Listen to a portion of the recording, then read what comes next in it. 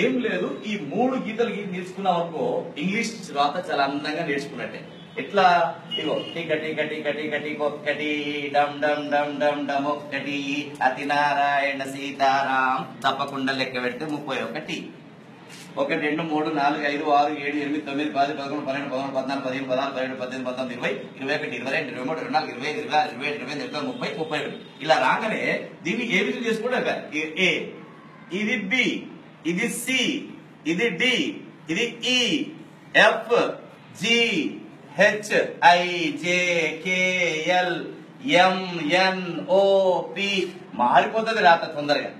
ఏ ఒక్కటి బాగా నేర్చుకున్నాం అనుకోండి, ఏ చాలా చిక్కుడు గింజ ఆకారంలో నేర్చుకోవాలి. నేర్చుకున్న తర్వాత ఇట్లా అంటే పి అవుతుంది, ఇటు కింద గీస్తే డి, ఇట్లా అంటే పి, ఇది క్యూ, ఇది జి, కాలి గింజ రాస్తే ఓ, ఇట్లా ఇట్లా అనుకో ఎన్, ఇది ఎం, ఇది యు, ఇది డబ్ల్యూ, ఇది హెచ్, ఇది వై, ఇది సి, ఇక్కడ నుంచి ఇంతవరకు రాస్తే సి, ఇట్లా ఇట్లా అనుకో ఈ, అక్కడ రాసి చుక్క పెడితే ఐ, ఇట్లా అంటే ఎల్, ఇది జే, దీంట్లోనే కే, దీంట్లోనే ఎస్, దీంట్లోనే ఎక్స్ రాసినాం అనుకో ఏ సన్నగా రాసి బి పెద్దగా రాయవద్దు.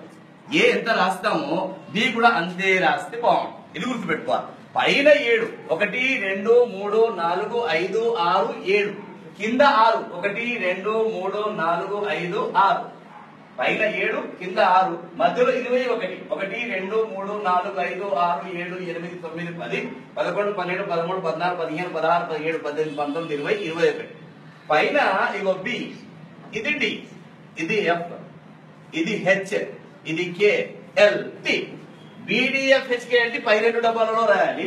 ఇగో G, J, P, Q, Y, Z, ఇవి కింది 2 డబ్బాలలో రాయాలి 4 రూల్ కాపీలో. ఇక్కడ ఇగో A, C, E, I, M, N, O, R, S, U, V, W, X, ఇవి మధ్య డబ్బాలో రాయాలి 4 రూల్ కాపీలో.